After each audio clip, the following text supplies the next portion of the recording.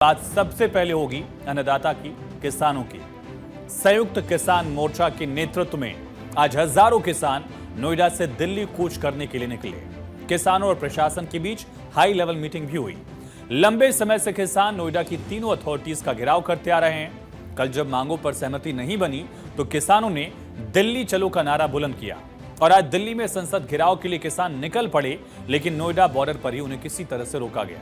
किसान घेराव क्यों कर रहे हैं, किसानों की मांगे क्या हैं और कौन कौन से किसान संगठन इस पूरे आंदोलन में शामिल हैं, आपको सिलसिलेवार तरीके से समझाते हैं। कौन से किसान संगठन प्रदर्शन में शामिल हैं, इसकी बात सबसे पहले करते हैं। भारतीय किसान परिषद यानी कि बीकेपी इसमें शामिल है। किसान मजदूर मोर्चा यानी केएमएम और संयुक्त किसान मोर्चा यानी एसकेएम भी इसमें शामिल है। लेकिन प्रदर्शन हो क्यों रहा है, इनकी मांग क्या है, डिमांड क्या है, ये भी समझिए। दरअसल किसान चाहते हैं कि नए भूमि अधिग्रहण कानून के अनुसार 1 जनवरी 2014 के बाद अधिग्रहित भूमि का जमीन का 4 गुना मुआवजा उनको दिया जाए, ये मांग कर रहे हैं। और गौतम बुद्ध नगर यानी कि नोएडा में 10 साल से जमीनों का सर्कल रेट नहीं बढ़ाया गया है, सर्कल रेट बढ़ाने की मांग कर रहे हैं। नए भूमि अधिग्रहण कानून के लाभ जिले में लागू किए जाएं, इसकी मांग किसानों की तरफ से की जा रही है। और किसान ये भी चाहते हैं जमीन अधिग्रहण के बदले 10% विकसित भूखंड उनको दिया जाए और 64.7% की दर से उनको मुआवजा मिले। भूमिधर भूमिहीन किसानों के बच्चों को रोजगार और पुनर्विकास का लाभ मिले। हाई पावर कमेटी की सिफारिशें लागू की जाएं, ये अलग अलग मांग किसानों की तरफ से की गई है। लेकिन अब आपको आसानी से समझा सकते हैं कि किसान प्रदर्शन क्यों कर रहे हैं, आप समझ ही गए होंगे। लेकिन अब बताते हैं प्रदर्शन कब से कर रहे हैं, कब से प्रदर्शन चल रहा है। दरअसल किसानों ने सबसे पहले बुलाई महापंचायत, उसके बाद 27 नवंबर को ग्रेटर नोएडा प्राधिकरण के बाहर किसानों ने प्रदर्शन किया। 28 नवंबर से 1 दिसंबर तक यमुना विकास प्राधिकरण के बाहर किसानों ने प्रदर्शन किया और इस दरमियान अफसरों से बातचीत भी उनकी हुई। रविवार को भी किसानों और अधिकारियों के बीच हाई लेवल बैठक हुई, लेकिन जब मांगों पर सहमति नहीं बनी तो किसानों ने दिल्ली मार्च का, दिल्ली कूच का ऐलान कर दिया। हालांकि आज मार्च को लेकर अड़े किसानों और तीनों प्राधिकरणों के बीच फिर से बातचीत हुई। प्राधिकरणों के अधिकारियों से बैठक के बाद किसानों के साथ फिलहाल एक समझौता हो गया है। 1 हफ्ते तक किसान दिल्ली मार्च नहीं करेंगे, लेकिन उसके बाद अगर बात नहीं बनी तो फिर दिल्ली कूच होगा, किसानों ने यह ऐलान भी कर दिया है। अब समस्या ये है कि दिल्ली में देश के दूसरे हिस्सों से भी किसान संगठन कूच करने वाले हैं और अगर सभी एक साथ दिल्ली पहुंच गए तो दिल्ली में सबको मैनेज करना सरकार के लिए बहुत मुश्किल हो जाएगा, जैसा हमने पहले भी देखा है। इस मुद्दे पर फिलहाल सियासत भी तेज हो गई है। लेकिन आज दिन भर कैसा रहा नोएडा बॉर्डर पर माहौल, आपको एक खास रिपोर्ट दिखाते हैं।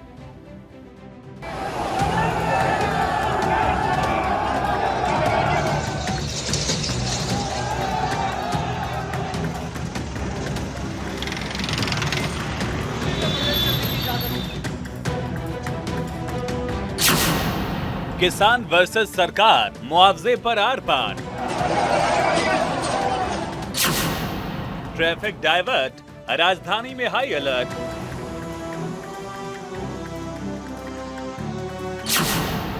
मुआवजे पर घमासान, गुस्से में किसान।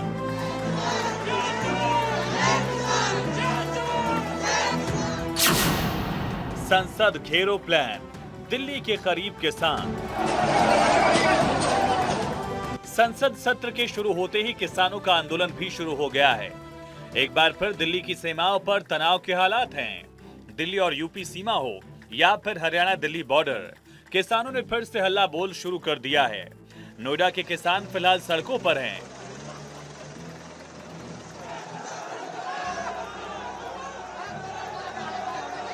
यूपी के नोएडा से 5000 किसानों ने रविवार को अपनी 4 प्रमुख मांगों के तहत दिल्ली जाने के लिए कूच किया था।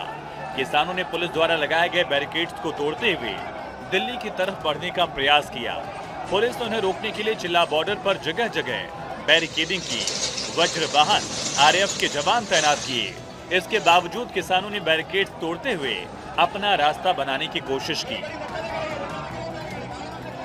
पुलिस की कार्रवाइयों के कारण नोएडा दिल्ली मार्ग पर 5 किलोमीटर लंबा जाम लग गया और नोएडा एक्सप्रेसवे दोनों तरफ से बंद हो गया। नोएडा से दिल्ली कूच के लिए निकले किसानों ने आज दिन में ही पुलिस की बैरिकेडिंग तोड़ दी।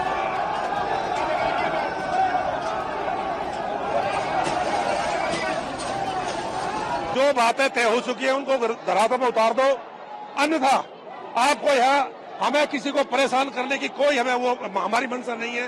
परंतु अगर आप हमारे साथ अति करोगे तो मेरा घर लुटता हो, क्या मैं सड़क पर नहीं आ सकता? क्या ये अन्याय है? क्या मैं ऐसा अन्याय सहन नहीं करूंगा और मैं इसको धर्म मानता हूं और अधर्म का मैं प्रतिकार करूंगा पक्का।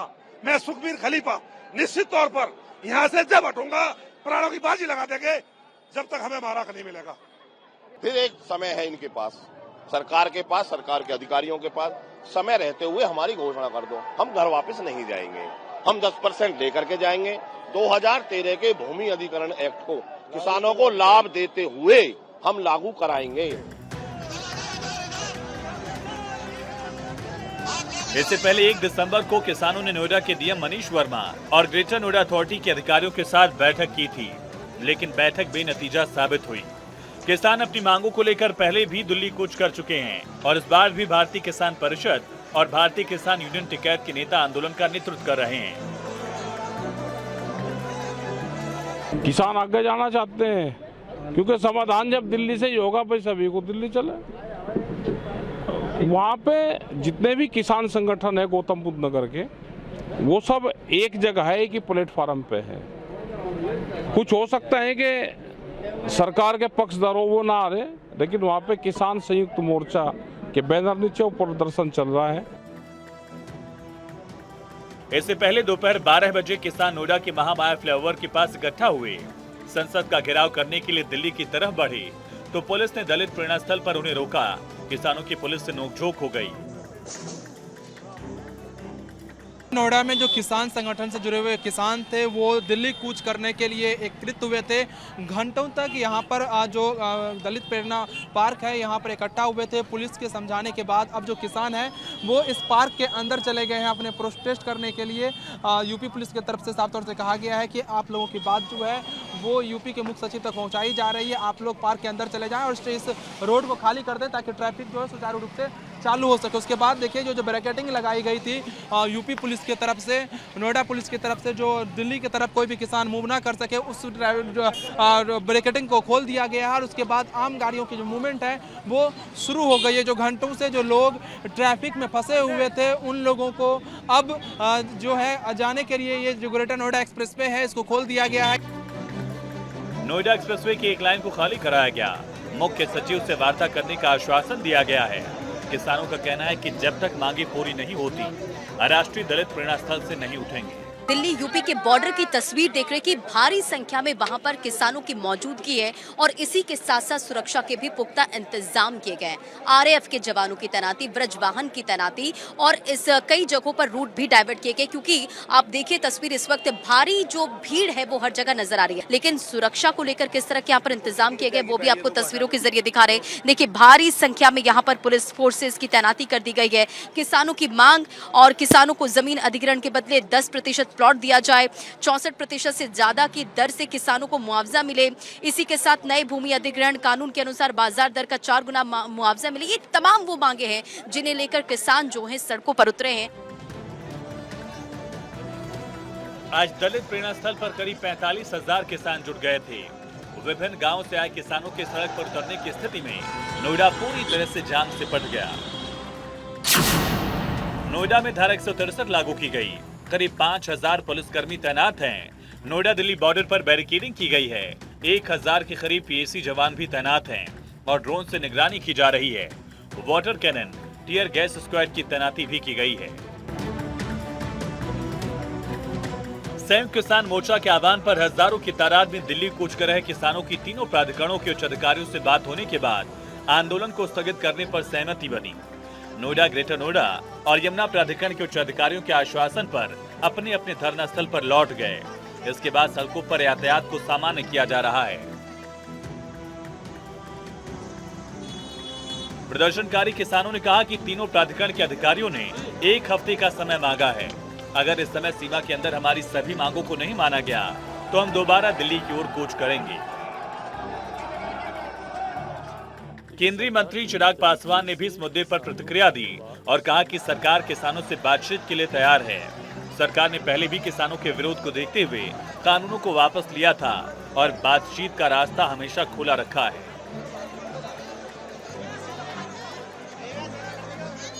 विपक्षी दल के कई ऐसे नेता हैं जो इस तरीके की घटनाओं को बढ़ावा देने का काम करते हैं अपने अपने राजनीतिक लाभ के लिए।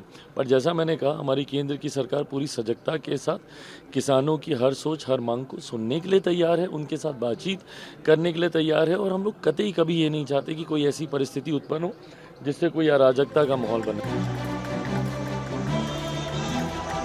अगर बातचीत बेनतीजा रही तो फिर से दिल्ली कूच करने की किसान तैयारी कर रहे हैं। अभी भारतीय किसान परिषद, किसान मजदूर मोर्चा और संयुक्त किसान मोर्चा समेत कई संगठन इसमें शामिल हैं। लेकिन 6 दिसंबर से बवाल बढ़ सकता है।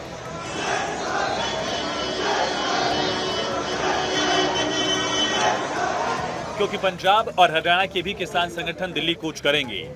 हरियाणा के शंभू और खनौरी बॉर्डर पर 12 फरवरी से किसान धरने पर हैं। वो भी दिल्ली कूच करना चाहते हैं, मगर बैरिकेड्स लगाकर उन्हें रोका गया है। 6 दिसंबर को ये किसान भी दिल्ली कूच करेंगे। तो मतलब साफ है कि दिल्ली एक बार फिर किसानों के आंदोलन की गवाह बनेगी। ट्रैफिक व्यवस्था चरमराएगी, दिल्ली में दंगल दिखेगा। संयुक्त किसान मोर्चा के बैनर तले किसानों ने 64.7% बढ़ा मुआवजा का भुगतान करने की मांग की है। प्रदर्शन कर रहे हैं। किसानों का कहना है कि नए भूमि अधिग्रहण कानून के अनुसार बाजार दर से 4 गुना मुआवजा दिया जाए। किसान संगठन की ओर से फिलहाल दिल्ली कूच पर ब्रेक लगाया गया है। किसान संगठन के प्रतिनिधियों ने कहा कि आंदोलन को फिलहाल स्थगित किया गया है।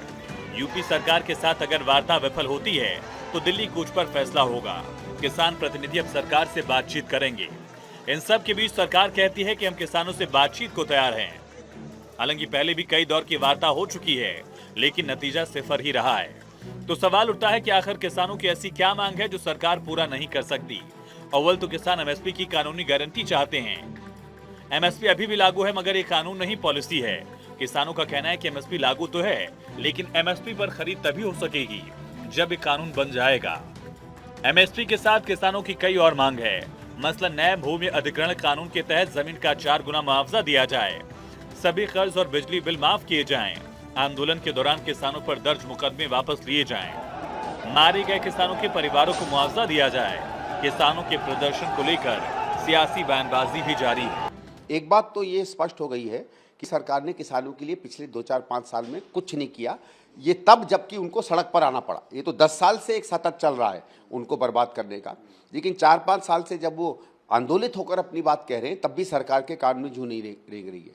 तो किसान बेचारा क्या करे? सरकार सुनती नहीं है, राज्य सरकारें सुन नहीं रही हैं, पुलिस प्रशासन उनके ऊपर दमन करता है, उनको किसी तरीके की सहूलियत नहीं मिल रही। तो किसान करे क्या? ये अन्नदाता जो भोले वाले अन्नदाता हैं, उनका नाम लेकर कुछ तथाकथित लोग हैं जिनको कहीं ना कहीं से राजनीतिक प्रेरणा प्राप्त होती है।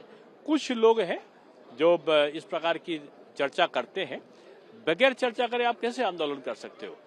माननीय कृषि मंत्री जी का द्वार खुला है। माननीय प्रधानमंत्री जी हमेशा से किसान हित चिंतक ही बातें करते हैं। किसान के मुद्दे भी हैं। एमएसपी का मुद्दा है, ऋण माफी की मुद्दा है, एमएसपी का मुद्दा है। ये सब मुद्दे हम उठा रहे हैं, कई महीनों से हम उठा रहे हैं, पिछले 2 साल से हम उठा रहे हैं। ये मुद्दा भी है। कल हम किसान के मुद्दे भी उठाएंगे संसद में। अगर सरकार चलने देगी तो चलाने की जिम्मेदारी सरकार की होती है। पर पहली बार मेरे 20 साल के अनुभव में देख रहा हूं कि सरकार नहीं चाहती कि सदन चले।